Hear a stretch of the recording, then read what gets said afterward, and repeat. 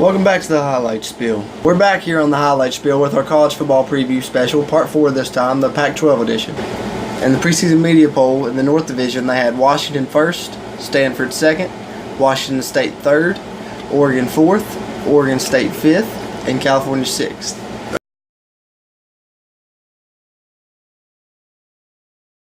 In the South, they had USC first, Utah second, UCLA third, Colorado fourth, Arizona State fifth, and Arizona sixth.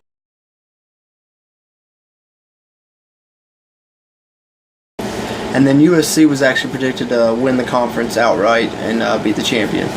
Would you agree with that prediction right there, you think? Do you agree with most divisions' projections? Yeah, either USC or Washington will win it all. I think so too. I think USC and Washington is definitely the top two teams. Stanford looks pretty good though. They've already actually played a game as they played last week, Saturday, before the big time kickoff coming up this Saturday, and they looked real good. That running back Love looks real good. They may not miss a beat losing McCaffrey there.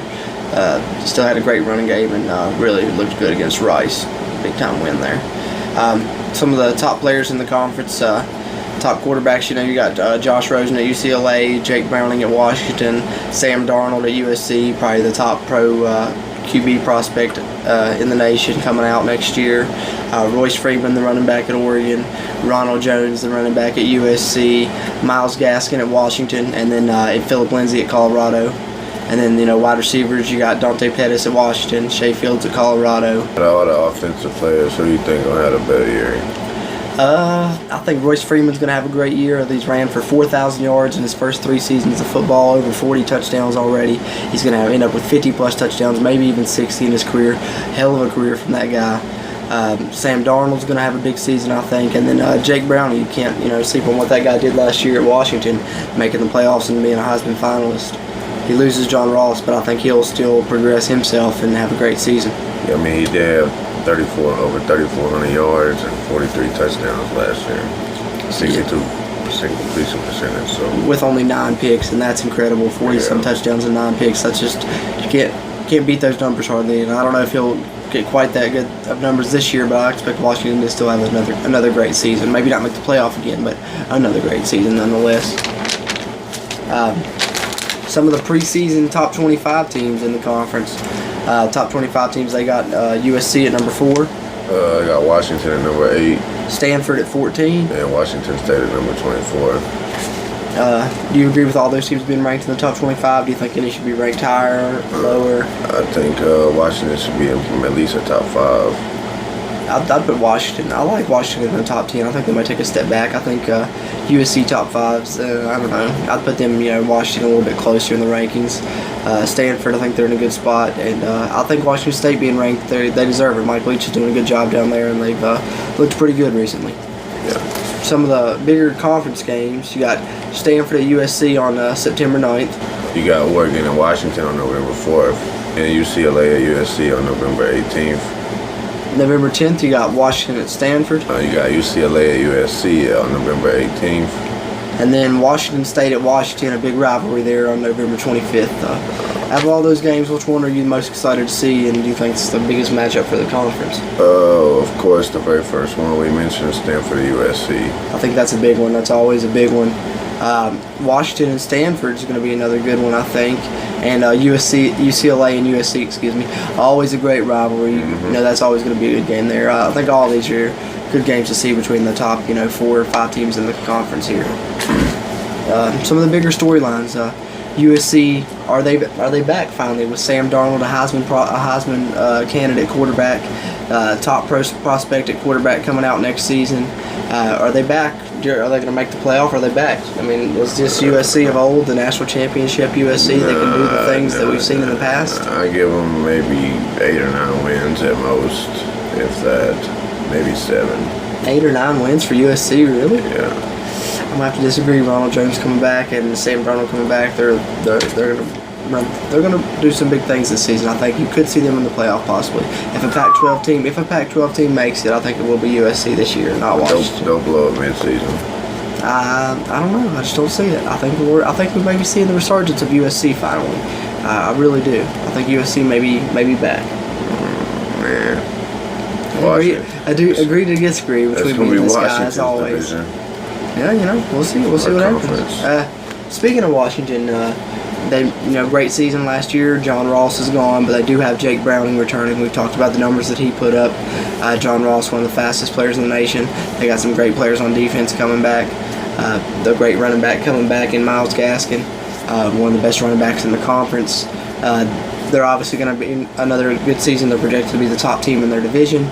Do you think they can make another playoff run, though, and be as good as they were last season? Can they make it back to that point? Yeah, what they brought their leader back. They still got the same signal caller. So, I mean, it's really looking good for them. You can replace receivers. I mean, you ain't got the quarterback ain't got to learn, you know what I'm saying? You ain't got to teach a new quarterback new offenses or nothing because he already been there and done that, so. Right, returning starters is always a big thing in college football. Big thing they look at. Sometimes I think it's overlooked into, but in this case, I think it does work out in their favor. Even losing John Ross, Washington's been recruiting well, and they're going to replace him. And Jake Browning's a great quarterback there, and I think he'll be possibly a great NFL player as well, and maybe another Heisman finalist for him this season again. We'll see. I wouldn't put it past him after the numbers he put up last season. I don't know if he'll be able to match those numbers, I don't think they'll make another playoff run, but I do think Washington will have another great season and probably win that division. That's what I'm going to have to say. Yeah. But I don't think another playoff run's in it for them, no. Not quite as good a season, but I still think Washington, don't worry, they're going to have a great year, just not as great as last season. Stanford, we talked about them a little bit earlier. Top 15 team. Not a lot of people, knew what they had coming back. New quarterback, new running back. Love, I believe was his name. I seen him run for 100-some plus yards. Didn't really even have to play a lot in the second half. They were up 28-0 or 35-0 at halftime. They're looking pretty good. They could be a contender for this conference possibly. And after Christian McCaffrey, do you think that they can make a run at this conference? No, they lost their number one running back, then probably their best player. I think Love looks like they didn't miss a beat, and that offensive line is always great at Stanford. Who they play, Rice? Yeah, they played Rice, but still, that offensive line at Stanford is always good. They're always hard-nosed and physical, and when you're physical and hard-nosed and you run the ball well, you can compete and beat with anybody. Concord could beat Rice. Well, I mean, maybe, but that's besides the point. I think Princeton High School would look good against Rice. So Stanford's not a great team this season? Not as good. They lost their best player. So no, they're ranked maybe in the top, one of the most explosive players in the NCAA last year. I agree. He's a fantastic talent, but I think they have right players right there ready to step in, and another great offensive line. They're a top 15 team preseason. Would you not agree with that? They probably by the end of the season they're probably gonna be ranked in the top 25, but lower 20s. I think that they will be top 15, maybe if not even move up a little bit. I think another good season for Stanford, and they do have a shot to compete for the conference. Even losing Christian McCaffrey, I think they've got a great coach down there in Shaw, and they've got a great system, great offensive line. You never know what could happen. What about Willie Taggart taking over at Oregon? Oregon's a team, they've always been good. They've been at the top of college football in the past decade or so. Everybody loves their jersey selection. Phil Knight involved there with Nike, and they have great jerseys. Willie Taggart did great things at South Florida in the 3 or 4 years that he was there. Really had that program turned around. Top 25 in the country last year, all year. Top 25 preseason this season because of a lot of the things he did and built there. And the players he got there, such as Quentin Flowers, who'll be a senior there this season. We developed him and really developed that team. And now he's at Oregon, a team that gets high-powered recruits and stuff, and we can see what he can do with a really big-name traditional team like Oregon. And I think the sky's the limit with Willie Taggart, especially with a running back like Royce Freeman. Oregon may be on the way back up again. They've had a couple of down seasons, but I think they're going to be on the way back up. They ain't been nothing since Chip Kelly left. Yeah, but Willie Taggart's a guy that can get them back to that Chip Kelly type of level. I think Willie Taggart's a coach that has a great offensive system and just a great coaching mind, really, and can build a program, as we've seen him do at South Florida. A program that people have built up before. Jim Levitt had him ranked in the top 5 in the past. In the early 2000s. When they was in the Big East. In the Big East years, right? But Willie Taggart had him winning that AAC consistently, and I think that the way he built up South Florida with the tools he'll have at Oregon, he could really do something special there as well and have them back as a national contender again. Mm-hmm. And he's going to get some good recruits in there and have a good offensive system. And I think that Oregon's on the rise here. Oregon and USC are the 2 teams that are definitely on the rise. Of course, Washington, as we've seen last year, is already on the rise. You said USC? Yes. They're up already at the top. So they've been down. Now they're back. They're back, and they're on the rise, and they're going to stay at the top again, and they're back for a few years. And Oregon's on that rise. Lane Kiffin didn't have them doing nothing. Well, this year they're going to grab it with Orgeron. I'm telling you, they've got it. They've got it. USC is going to have a big year. Just wait and see. Sam Darnold's a hell of a player. Ronald Jones is a great running back. USC's got a lot of talent over there, and I think they're gonna be back this year to the way we've seen them, in the early 2000s. We were growing up, Reggie Bush, Matt Leinart type days. I think that we'll see that type of USC team again. Josh Rosen back at UCLA. He's been up and down throughout his career. UCLA under Jim Moore also been kind of up and down. Had some big years, had some down years. This year, what do you see them doing? Can they upset USC or another team in this conference and have a decent year? Maybe 5 wins at most.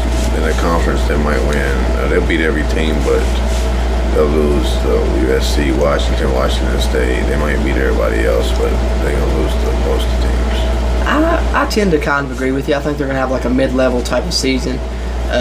I expect that they could pull off an upset of USC or somebody like that. Nothing's, like we say, everything's off the table in a rivalry. Anything can happen. So they could possibly upset USC or another big team like that because they have the potential to be a great team. But I think they'll be middle of the line, 6, 7, 8 win type team this season. That's what I see. Speaking of teams on the rise, let's talk about Colorado. What a season they had last year. They were, 8-0 or 9-0 at saying at one point, ranked in the top 10 in the country. And they broke, it was an 8-year streak where they didn't go to a bowl game. It's been 8 straight years without going to a bowl game. Broke that last year as well, being ranked in the top 10 at one point. So great things going on at Colorado right now. Phillip Lindsay, a great running back that they have. Another great receiver that they have. Can't think of his name right off. But I think they've got a great team out there, and I think that I don't know if they can match the great season they had last year, but I think that they're a team that can shock people in the conference as well. Wouldn't you agree? Yeah, they'll be the team to pull off the big upset for sure. Yeah, they're a team that could definitely upset one of these USC, Oregon, Stanford, Washington. They could upset any one of those teams. Colorado has a great team down there, and don't sleep on that. May be the conference sleeper. Really is. I think the conference sleepers is probably going to have to say Colorado after the season they had last year. They're the conference sleeper. Arizona, the conference sleeper. They got them ranked 6th, and we're trying to go ahead and Boise. They do have the Arizona ranked 6th and Arizona State ranked right above them at the bottom. So, the two Arizona teams with a lot of questions going in, and I think that that's a big part of it. Arizona lost to New Solomon as he transferred, and whenever they're to Baylor and is fighting for the starting job there. But Rich Rodriguez, I know, is a West Virginia fan, is a great coach and could possibly Arizona. I wouldn't be surprised if they did shock people and have a better season than what they say. I don't think they'll finish very last in their division in the conference, but I think there's a lot of questions going on right there, and they may be good if they get to a bowl game. I think you can consider it a successful season for them because I'm looking, maybe 6, 7 wins, even though they're projected. I think they'll have better than that, and get to a bowl game possibly. Oregon State, they're continuing to rebuild as well. They played last Saturday as well with Stanford and took a loss to Colorado State. It was close early on, but then Colorado State pulled away in the second half. Oregon State just ain't got the firepower. Oregon State's they're continuing to struggle, and get year 3 under Gary Anderson, who came from Wisconsin.